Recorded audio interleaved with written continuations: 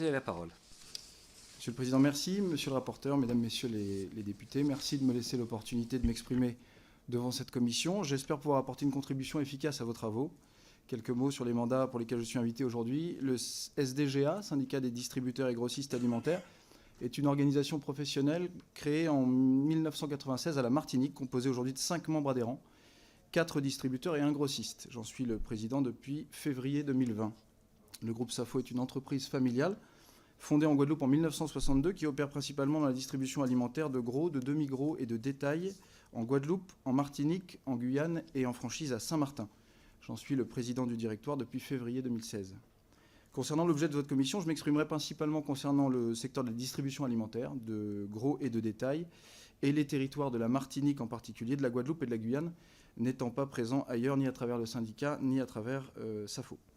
Quand on parle de coût de la vie ou de vie chère outre-mer, il est systématiquement fait référence au différentiel de prix observé avec l'Hexagone. Ce différentiel est mesuré par l'INSEE dans des enquêtes de comparaison spatiale, de manière globale et de manière thématique. Pour la Martinique, lors de la dernière enquête qui date de 2015, l'écart ajusté de l'indice de Fischer était au global de 12% et sur les produits alimentaires de 38%. Mon propos liminaire, si ça vous convient, sera structuré de la manière suivante. D'abord, les causes de ce différentiel, et en particulier sur les produits alimentaires. Ensuite, la situation concurrentielle des marchés de gros et de détail à prédominance alimentaire en Martinique. Et enfin, les solutions identifiées et les éventuelles difficultés de mise en œuvre. Alors, quelles sont les causes du différentiel et pourquoi celles-ci sont plus fortes, amplifiées sur les produits alimentaires? Le dénominateur commun à tous nos territoires ultramarins est le couple éloignement géographique, taille de marché restreinte. Un marché lointain mais qui serait de plus grande taille, donc permettant des économies d'échelle, ou un marché proche mais de petite taille, comme c'est le cas de la Corse, pose moins de difficultés que des marchés qui sont à la fois lointains et de petite taille. Cette problématique est commune à tous les secteurs économiques, pas seulement la distribution alimentaire. Elle pèse également, notamment, sur la compétitivité de la production locale. Et ces incidences vont au-delà même de l'économie. Elles posent la difficile question de la continuité territoriale dans l'archipel France. C'est notre première difficulté. La seconde concerne l'éloignement. Cet éloignement implique de transporter des marchandises sur de longues distances. Il implique également du temps et des étapes logistiques supplémentaires mais indispensables à l'export comme à l'import. Côté financier, le terme consacré, ce sont les frais d'approche. Les frais d'approche, ce sont l'ensemble des coûts associés aux étapes d'acheminement depuis le lieu de fabrication jusqu'au lieu de vente des produits. C'est là aussi une contrainte qui touche l'ensemble des secteurs, mais son incidence est plus forte sur les produits alimentaires pour 3 raisons. 1, le nombre d'étapes et leur coût. 2, la durée de ces étapes. Et 3, le caractère forfaitaire de ces frais d'approche. Concernant le nombre d'étapes, il faut d'abord préciser que le transport vers nos territoires se fait à 99% par voie maritime. Je pourrais parler du fret aérien si vous le souhaitez, mais il est marginal. Ce transport maritime vers les Outre-mer est conteneurisé du fait des longues distances. Ce n'est pas le cas, par exemple, de la Corse, où des camions semi-remorques chargent directement à bord de ferries. Ça fait une grande différence, car si dans les deux cas, c'est du transport maritime, dans le cas de la Corse, il n'y a ni empotage ni dépotage de conteneurs, qui constituent des ruptures de charge et donc des coûts supplémentaires. La distance n'est évidemment pas la même, 160 km pour la Corse, contre 7000 dans le cas de la Martinique. Je vous propose l'exemple concret d'un transport de conteneurs. Désolé si c'est un peu long. La première étape d'un transport conteneurisé est de contacter un transitaire pour positionner un conteneur vide à proximité soit d'une usine dans le cas d'un conteneur complet, soit d'un entrepôt de consolidation dans le cas d'un conteneur d'assemblage. Cette usine ou cet entrepôt doivent être en capacité de réaliser un empotage, c'est-à-dire de remplir le conteneur de marchandises. C'est loin d'être le cas de toutes les usines ou de tous les entrepôts du territoire hexagonal, car cette étape est moins simple qu'il y paraît. Il faut arrimer solidement les marchandises pour les préparer à un voyage qui sera long. Il y a des chocs qui peuvent intervenir à bord du navire ou sur les terminaux portuaires. Il faut également optimiser le remplissage du conteneur, et c'est un véritable savoir-faire. L'empotage de produits alimentaires est encore plus délicat, car il faut éviter les écrasements de marchandises, éviter le contact entre certains produits et gérer la notion de température dirigée qui rend cette étape plus sensible. Toutes les usines et les entrepôts n'ayant pas la capacité à effectuer ces opérations, il arrive qu'il faille livrer la marchandise vers un entrepôt spécialisé qui se chargera de cette étape d'empotage. Une fois empoté, le conteneur est plombé, c'est-à-dire qu'il est scellé pour garantir son contenu. Il est ensuite tracté sur route jusqu'au terminal portuaire de départ. À noter que le transport routier des conteneurs, qui s'appelle la traction, coûte plus cher que du transport routier conventionnel. Une fois sur le terminal, le conteneur va être gruté à bord du navire. C'est là qu'il s'acquitte du fret et des frais associés au fret, notamment le correctif conjoncturel carburant, appelé IFP ou BAF, dont la valeur a été très forte en 2022 du fait des cours mondiaux des hydrocarbures. Arrivé au port de destination, le conteneur est gruté hors du navire. C'est au terminal portuaire de destination qu'il paye les droits de port et les droits de douane spécifiques, en l'occurrence l'octroi de mer, dont l'assiette, c'est-à-dire la base taxable, comprend la valeur des marchandises au départ, ainsi que toutes les étapes jusqu'à celle-ci, y compris l'assurance de la cargaison. Le conteneur fait ensuite l'objet d'une nouvelle traction routière hors du terminal de destination vers soit un magasin. C'est le cas le plus court, mais ce n'est pas le cas le plus fréquent, car tous les magasins n'ont pas la capacité de réceptionner un conteneur complet ni de le dépoter. Et ceux qui en ont la capacité, généralement les grands hypermarchés, ne peuvent pas le faire sur toutes les familles de produits. Ça dépend de la vitesse d'écoulement des produits, ça dépend aussi de leur durée de vie résiduelle. Soit, et c'est le cas le plus fréquent, le conteneur est tracté vers un entrepôt, où il sera dépoté, stocké, puis livré vers un magasin. Le dépotage, qui est l'inverse de l'empotage, c'est le déchargement, est aussi plus complexe qu'il n'y paraît. Les éléments de calage ont pu bouger pendant le transport, il faut éviter l'effondrement des marchandises. Cet entrepôt peut être celui d'un transitaire. Certains sont dotés d'une capacité logistique, celui d'un logisticien pur qui ne fait que de la logistique, ou celui d'un grossiste. Cela revient au même. Cette étape est indispensable à tous les magasins qui n'ont pas la capacité de recevoir des containers complets, donc c'est-à-dire tous les supermarchés et tous les magasins de proximité. Je rappelle qu'il n'existe pas de compensation des coûts d'acheminement vers les Outre-mer, contrairement par exemple à la Corse qui bénéficie d'un dispositif de continuité territoriale. Donc toutes les étapes que j'ai citées et leurs coûts sont répercutés dans le prix de revient des produits. Concernant la durée des étapes, elle a plusieurs conséquences. D'abord, elle impose des couvertures de stock plus importantes pour faire la jonction entre deux expéditions. On appelle ça des cycles longs d'approvisionnement. Il faut détenir plus de stock, donc mobiliser plus de trésorerie, ce qui entraîne un besoin en fonds de roulement plus élevé, a fortiori dans le contexte actuel de l'inflation. Mais également, il faut de l'espace pour loger ces marchandises et donc des réserves magasins qui sont plus importantes que leurs homologues hexagonaux et ou avoir recours à des entrepôts. Ensuite, cette durée génère des pertes de produits plus importantes, soit de la casse pendant le voyage, soit quand il y a des imprévus qui rallongent les délais. Ça peut être des décalages de départ navire pour raison d'avarie, ça peut être des phénomènes météorologiques. Ça entraîne le dépassement de durée de vie des produits. Dans les deux cas, c'est de la démarque. Les produits alimentaires sont périssables et les dates de certains produits frais, mais pas que, sont courtes. Donc le temps est générateur de démarque et a un coût financier. Enfin, les frais d'approche présentent, et c'est très important, une troisième difficulté, qui est majeure en ce qui concerne l'alimentaire, ils sont forfaitaires. C'est-à-dire que leur montant ne varie pas en fonction de la valeur transportée.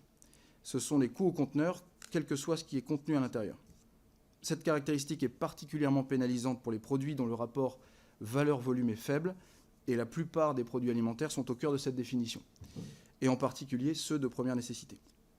Quelques exemples pour illustrer ce caractère forfaitaire. Si on considère que l'ensemble des frais d'approche vers la Martinique représente 5 000 € pour un conteneur, ce qui n'est pas incohérent. Alors l'incidence proportionnelle de ces frais dépendra de la valeur des marchandises. Dans le cas d'un conteneur d'eau qui contiendrait 5 000 € de marchandises, là aussi on est sur quelque chose qui est cohérent, les frais d'approche représentent 100% de la valeur du produit. Ça signifie que le produit arrivé en Martinique vaut déjà 2 fois plus cher qu'à son départ, et là personne n'est intervenu, ni un grossiste, ni un distributeur. Si je prends un conteneur de pâtes d'une valeur de 10 000 €, alors j'ai 50% de frais d'approche qui reste très important. Si en revanche je prends l'exemple d'un conteneur de produits électroniques, alors là je peux avoir 500 000 € de valeur marchandise. Là cet exemple encore n'est pas incohérent et les frais d'approche ne sont plus que de 1%. C'est un vrai sujet, ce caractère forfaitaire pour les produits alimentaires et en particulier ceux de première nécessité. J'y reviendrai au moment d'évoquer les solutions. Cela m'amène au dernier volet explicatif du différentiel de prix, la fiscalité locale, c'est-à-dire l'octroi de mer. Je tiens à préciser en préambule que nous n'avons rien contre ce dispositif dont nous avons depuis longtemps intégré la complexité dans nos organisations. Cette complexité consiste à avoir classifié l'ensemble de nos références selon leur nomenclature douanière, on parle de plusieurs dizaines de milliers de références, et à avoir recours à des commissionnaires en douane au départ et à l'arrivée pour toutes nos expéditions. Ça représente également des emplois. Malgré tout, l'octroi de mer est une composante importante du prix de revient et donc constitue une part explicative du différentiel de prix avec l'Hexagone. Sur l'alimentaire, encore une fois, l'impact est plus fort, car le différentiel de TVA est plus faible. Il est de 3,40% sur l'alimentaire quand on fait la différence entre 2,10, qui est le taux minoré valable en Martinique, et 5,5, qui est le taux hexagonal. Quand sur le non-alimentaire, le différentiel est de 11,5, entre 8,5 taux minoré en Martinique et 20% en hexagone. Ça explique qu'en plus du poids relatif faible des frais d'approche pour le conteneur de produits électroniques, le différentiel de TVA va permettre à ces produits d'être au prix métropole et parfois moins cher qu'en métropole, ce qui n'est pas du tout le cas des produits alimentaires, comme vous le savez. Alors, il y a d'autres facteurs explicatifs au différentiel, mais dont la part est plus faible, donc je vous propose simplement de les évoquer sans les détailler. Il y a les coûts de construction, le surcoût des matériaux, les normes antisismiques, anticycloniques qui concernent tous les bâtiments, et donc, in fine, soit les loyers, soit les niveaux d'amortissement, la disponibilité et le coût du foncier, et d'autres causes, mais plus faibles. J'en arrive à la situation concurrentielle des marchés de gros et de détail à dominante alimentaire en Martinique, en commençant par le gros. Quand on interroge la base sirène de l'INSEE, on aboutit à, en Martinique, plus de 200 établissements dont les codes APE correspondent à du commerce de gros à prédominance alimentaire. Nous en connaissons une cinquantaine de principaux, qui sont les fournisseurs de nos magasins. Ils peuvent être généralistes, ils peuvent être spécialisés par famille de produits. Certains industriels locaux sont également grossistes, en plus de leur activité industrielle.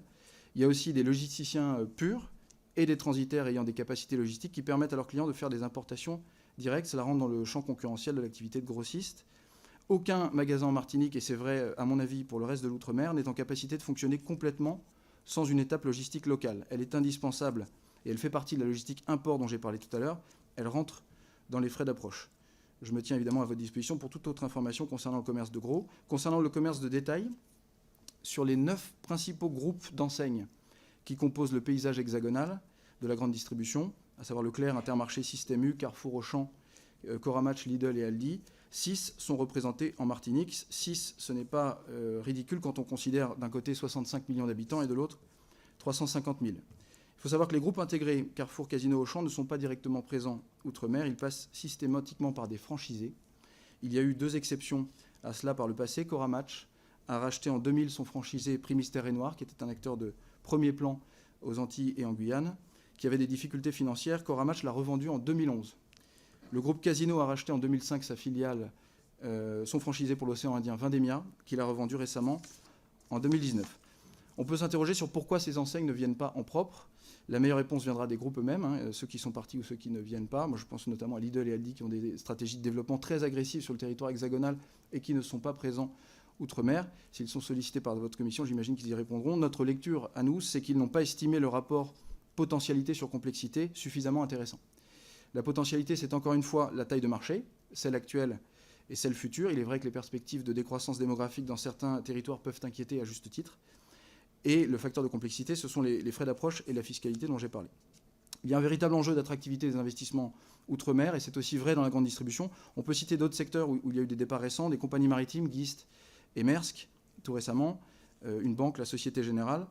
Mais concernant la grande distribution, on a encore vérifié récemment ce manque d'attractivité lors de la vente des actifs des groupes Lancry et Charles Euen. Il y a 2 groupes Euen, mais là je parle de celui qui représentait les enseignes Casino et qui a disparu. Lorsque leurs actifs étaient en vente, ils ont eu à faire, à la demande de l'autorité de la concurrence, la publicité des ventes au niveau national, auprès de toutes les enseignes et au niveau même européen. Il n'y a eu aucun candidat au rachat de ces actifs. Pourtant, il y avait dans le lot des actifs intéressants. Il y a eu uniquement des groupes locaux qui se sont portés acquéreurs de ces actifs. L'autorité de la concurrence veille à ce que les règles de concurrence soient scrupuleusement respectées. On le voit en ce moment avec le dossier Batelière, que vous avez certainement, monsieur le rapporteur, suivi, en Martinique. En cours d'acquisition par le groupe Parfait, l'autorité n'a pas autorisé cette opération compte tenu de la proximité d'un autre hypermarché. En Outre-mer, l'autorité utilise des critères d'études renforcés. Par exemple, le seuil d'analyse des concentrations dans l'alimentaire n'est pas de 15 millions, mais de 5 millions d'euros. 5 millions d'euros, pour donner un ordre d'idée, c'est une grosse supérette Outre-mer. Une amélioration de l'attractivité permettrait de résoudre cette situation. En dehors de l'analyse de dossiers spécifiques, l'autorité a eu à rendre des avis plus généraux sur la concurrence, sur le niveau de concurrence outre-mer en 2009 et en 2019. Et si la situation de la grande distribution avait été si profitable, ces avis auraient rendu des conclusions négatives, ce qui n'a pas été le cas, et nous n'aurions pas assisté à la disparition ou au départ progressif de plusieurs acteurs. Notre secteur, qui est en bout de cycle, est souvent considéré comme responsable des écarts de prix. C'est aussi lié à la fréquence de passage dans nos magasins, plusieurs fois par semaine, et au fait qu'une partie importante de nos produits soit de première nécessité. J'ajoute, et cela me semble important, que dans le compte de résultat d'un magasin ultramarin, en bas de page, il y a dans le meilleur des cas 1, 1,5 ou 2% de résultats. On est sur des métiers de volume, certes, mais ce qui est probablement beaucoup plus faible que les idées reçues qui peuvent circuler. Je souhaiterais maintenant aborder les solutions identifiées et leurs difficultés de mise en œuvre, et en particulier vous parler de 5 solutions. Le développement de la production locale, la coopération régionale, la remise en place de tarifs export de la part des fournisseurs pour les territoires ultramarins français, l'intégration verticale de davantage d'acteurs dans les dispositifs tels que le BQP ou le BQP+, la péréquation des frais d'approche et de la fiscalité, et enfin la continuité territoriale.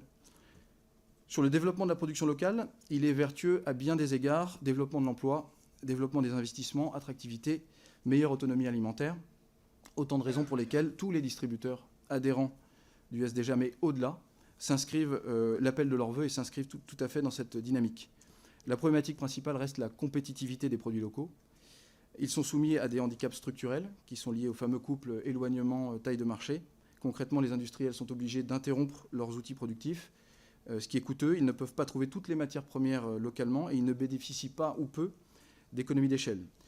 Une solution pourrait être d'étudier la mécanique de soutien à la production locale. Aujourd'hui, il existe 3 mécanismes qui cohabitent. Sur l'énergie, la péréquation et la solidarité nationale font que les Martiniquais payent 25% du coût réel de production de leur électricité.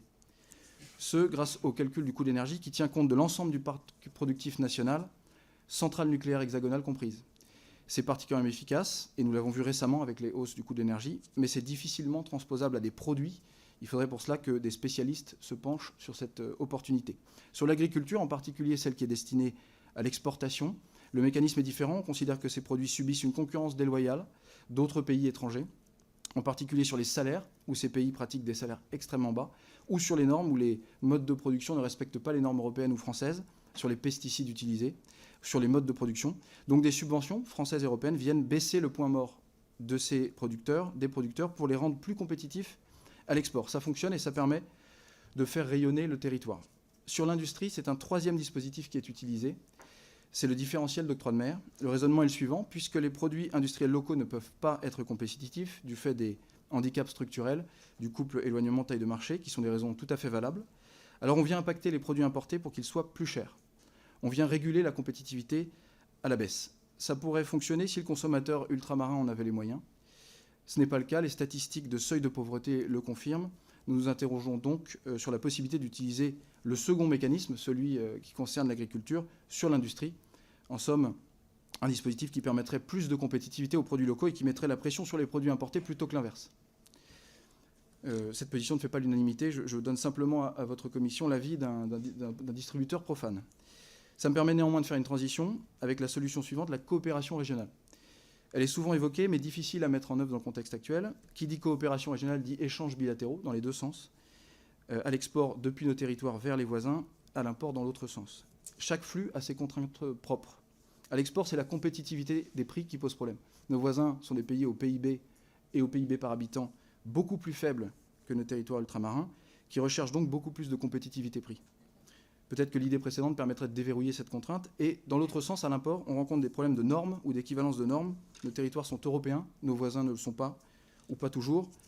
Et il y a de vrais sujets réglementaires auxquels s'ajoutent parfois des problèmes de protectionnisme avec des droits de douane élevés ou des quotas. La bonne nouvelle concernant cette coopération régionale, ce sont nos capacités logistiques et c'est aussi la réactivité des compagnies maritimes, comme CMA-CGM, qui n'a pas attendu les volumes pour mettre en place des lignes interrégionales. J'ai en tête l'exemple du service Kalinago, qui est assez récent, qui permet de relier la Martinique à la Dominique, à Porto Rico, à Saint-Martin côté hollandais, à Antigua et Barbuda, Trinidad et Tobago, Grenade, la Barbade, Saint-Vincent et Sainte-Lucie. L'autre bonne nouvelle, c'est la volonté politique sur ce sujet qui semble forte. J'ai vu la CTM se déplacer dans des territoires voisins. Donc si on arrive à lever les premiers obstacles, c'est une opportunité qui peut exister. Sur les tarifs export, en dire deux mots, ils ont existé par le passé. Les fournisseurs nous proposaient des tarifs minorés pour des territoires ultramarins. Ça n'existe plus et nous n'avons pas, nous, distributeurs, la capacité de remettre cela en place. Pourtant, ça permettrait de gommer, d'absorber une partie du différentiel. Sur l'intégration verticale de davantage d'acteurs dans les dispositifs tels que le BQP ou le BQP+, aujourd'hui et depuis 2012, seuls les grossistes et distributeurs sont signataires du BQP. La CMA a été signataire du BQP+, en 2022, mais on déplore le fait que d'autres acteurs ne se joignent pas à ces dispositifs qui concernent pourtant des produits de première nécessité. Cela leur conférerait plus d'efficacité. Là encore, peut-être que la volonté politique locale et nationale permettrait de résoudre ce sujet. Je rappelle qu'au sortir de 2009, il y avait eu un dispositif qui s'appelait le BCBA. Et le BCBA était tripartite entre les distributeurs et grossistes, les compagnies maritimes et la région qui avait fait des efforts d'octroi de mer. Quatrième proposition, la péréquation des frais d'approche et de la fiscalité. J'ai entendu que l'économiste Olivier Sudry vous avait parlé de cette option. On part d'un constat, c'est celui que j'ai fait au départ, c'est que les produits alimentaires ont un différentiel plus élevé que le différentiel général. L'idée serait de venir lisser ce différentiel pour moins impacter les produits les plus sensibles. Notre proposition, c'est de lisser les écarts en soulageant les produits de première nécessité, en venant impacter des produits de dernière nécessité. Alors cette notion n'existe absolument pas, elle n'est pas officielle. Pour autant, on pourrait imaginer des produits polluants, des produits de luxe, en tout cas des produits qui ne concernent pas les ménages les plus modestes. Des produits qui, s'ils avaient un différentiel plus élevé, ne généreraient pas de tension sociale. L'idéal, ce serait que les frais d'approche soient facturés en pourcentage, évidemment, et non au forfait, mais cette option est écartée par les différents intervenants, ce que nous respectons. Donc, puisque ce n'est pas le cas, les distributeurs membres du SDGA ont imaginé un dispositif compensatoire pour les frais d'approche qui permettent de lisser le différentiel. Il vient a posteriori de l'importation et il fonctionne un petit peu comme une aide au fret. Pour la partie fiscalité, c'est exactement la même logique, avec un postulat de départ, maintenir absolument les recettes d'octroi de mer, mais fonctionner différemment sur la mécanique de taux et leur équilibre. C'est-à-dire venir soulager les taux des produits de première nécessité, très sensibles, ceux qui n'ont pas d'équivalent local, et venir peut-être impacter d'autres produits moins sensibles. Alors ça reste à définir, je ne dis pas que j'ai la solution, mais peut-être notamment dans les produits électroniques, on a observé que les écarts étaient très faibles s'ils étaient de 5% ou de 10% plus élevés. Je ne pense pas qu'il y aurait de tension sociale. D'ailleurs, on observe que sur les produits électroniques, en général, les taux d'octroi de mer sont faibles. Je ne sais pas s'il y a une raison intrinsèque à cela. En attendant, c'est une réalité. Il pourrait peut-être servir à financer le dispositif dont on parle. Enfin, la continuité territoriale, et j'aurais terminé, j'étais très long, je pense que les 10 minutes, je ne les ai absolument pas respectées. Elle permettrait tout simplement de gommer les différentiels en le finançant. Elle est souhaitée par certains élus locaux. Nous soutenons cette idée dans la mesure où nous sommes des territoires français, petits et lointains, mais français. Nous n'avons pas estimé le coût d'une telle continuité pour la Martinique, mais nous pensons que votre commission est en capacité de le faire. J'ai terminé mon propos liminaire et je vous remercie pour votre écoute. Écoutez, en effet, on peut dire que vous avez bénéficié d'une vision un peu élastique des 10 minutes, mais comme votre propos était très structuré, et je vous en remercie. D'ailleurs, je pense que pour votre pénitence de ce dépassement, nous allons vous shipper vos notes pour pouvoir les transcrire, parce qu'en effet, c'est extrêmement construit. Et comme il y a de nombreuses propositions, je pense que d'une part, les uns et les autres ne manqueront pas d'y réagir, mais qu'elles nous seront très utiles. Monsieur le rapporteur. Merci Monsieur Despointes. D'abord, sur la SDGA, vous avez parlé de 5 adhérents. Pouvez-vous donner la liste de ces 5 adhérents, s'il vous plaît? Bien sûr. 4 distributeurs et un grossiste. Pour les distributeurs. Il faut que tu... Alors, c'est bon. Pour les distributeurs, le groupe Parfait, pour l'enseigne Leclerc, GBH pour les enseignes Carrefour et Euromarché, Créo pour les enseignes Leader Price, Caraïbes Price, Megastock, Safo pour les enseignes Carrefour Market, Carrefour Express, 8 à 8, Proxy et Promocash. Et le grossiste, il s'agit du groupe Roger Albert.